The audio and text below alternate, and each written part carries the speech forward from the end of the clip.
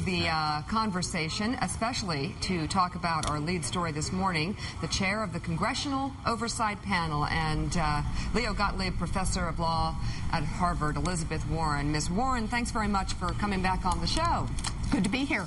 Let's get it straight out of the Washington Post this morning. I don't know if you can get a shot of this. The government is going to cut pay for bailed out bosses. The average slash is around 50%. The Obama administration plans to order companies that have received pretty large amounts of bailout money for the government to slash compensation for their highest paid executives by about half on average. It'll affect 25 of the most highly paid executives at each of the 5 major financial companies and 2 automakers.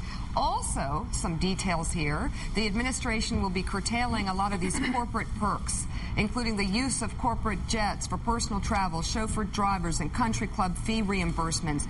And people familiar with the matter, according to the Washington Post, say that individual perks worth more than $25,000 have received particular scrutiny. So the White House really clamping down on executive pay and perks. Elizabeth Warren, your thoughts on this? Well, good first step, but I just can't believe we're in this place. I mean, let's remember who these executives are. These are the people who made themselves richer than Croesus, brought us to this economic collapse, came to the American taxpayers for a bailout, and as soon as they can pump up profits in one quarter, they want to slather themselves with more perks and bonuses and salaries. You know, they think they can party on like it's 2007. So I'm just amazed that we're at this moment, because I'm amazed they thought they could get away with this. Well, you know, and I always have a big argument with some of the guys here on the set about, you know, the government shouldn't intervene. We don't want a nanny state. You know what? It appears no one can do it for themselves. No one can do the right thing for themselves, and that's exactly what we had in this case, Maria Bartiromo. Well, do you disagree? It's true. I mean, you know, these guys have gotten so out of control that, unfortunately, it forced some movement here. But I guess, Ms. Warren, I mean, my point is, should it be in order? And how do we know that this is not going to move even beyond the companies that took money and into the realm of all companies? That's when it starts getting dangerous. I mean, there's no argument that some of these guys got way out of control, and the numbers are mind-boggling when you look at the compensation. But once you go down this road, when does it stop? Well, I think that the road that we need to go down is one that really rethinks how we look at executive compensation.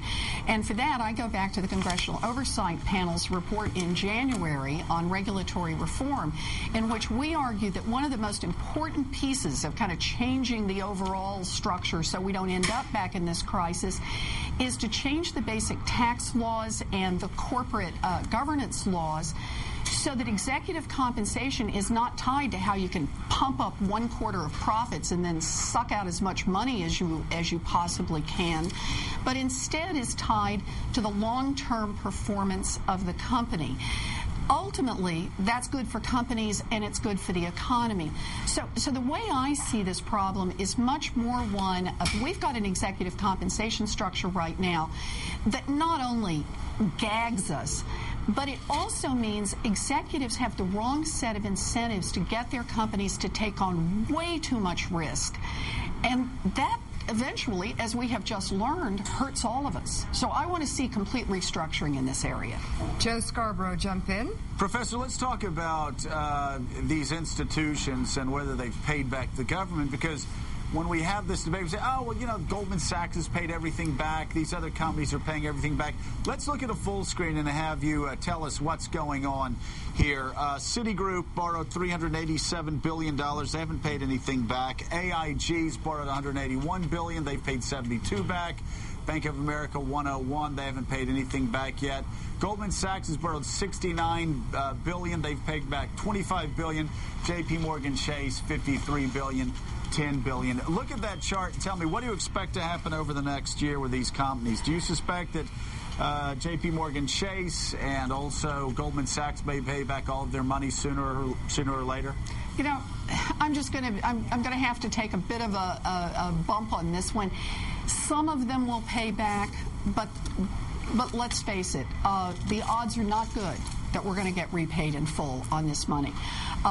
That's what makes it even more disturbing, that they're draining out as much as they can for the executives right now. But let's face it, overall, the taxpayer is the one at risk here. We're the one who stand in the last position to get paid, and that's why we have an interest in this. Explain the arrogance, Professor. You've looked into this more closely than probably most people in America. Explain the arrogance, explain the culture in these companies that would have them behaving the way they're behaving a year after September 15th. Arrogance is exactly the right word, because what we're really talking about is not just people who can get it. They're in the legal position where they can get it until someone like the Payzar smacks them and tells them no.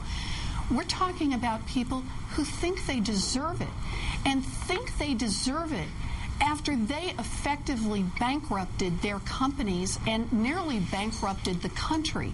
Had it not been for taxpayer bailouts, these people would be on the streets. They wouldn't have their CEOs and keys to the fancy jets and perks. Yeah. Can I just jump in? I mean, yes, you can. Where's the accountability, though, on the boards and what's with the compensation committee? I mean, what's their role, and what's the role of shareholders? Look, I mean, I'm not necessarily criticizing the Payzar for making this order, and it is an order, but more so, I mean, we have a structure in place. So where's the accountability on the board, on the compensation committee, and what's happening with these guys? I mean, don't they hold some responsibility for allowing this to happen? You bet they do. Well, they're taking it. So let me point out. By doing this. The first word is arrogance, but the second watchword in understanding this whole crisis is cozy. And that is, who did you get on the board? You got your buds on the board. And then what did you do? You sat on their boards. They're not getting pay cuts. I mean, they're not really getting feeling accountable. They slathered each other was the game here. That's why the real point is not just, we've talked about this before, how you pull the economy out of the ditch right now. It's what kind of rules we're going to have going forward. And if we're going to end up having subsidized all these companies, we start to get the economy stabilized, but we say, hey, you can go back to business as usual, no real change in how corporate governance works, then we're going to be back here again every 10 years talking about it. We are back here again. We are back here again. They're still too big to fail. Yeah. Where's the financial reform? Elizabeth, the derivatives, okay? Derivatives got us into this place. We're still seeing the use of derivatives. Where's this financial reform? We're all dominated by healthcare. So, I mean, I don't understand what's going on here, because when do you expect financial reform to actually materialize? Okay, so this is the single scariest part about what's happening. We have finally learned if you'll throw enough taxpayers under the bus, you can stabilize at least the top part of the economy. Obviously, what's happening with unemployment and foreclosures says we haven't stabilized the real economy. But the same rules that brought us to this crisis are still in place. We have not changed any of the basic rules. And the conversation on regulatory reform has really, in large part, been drowned out.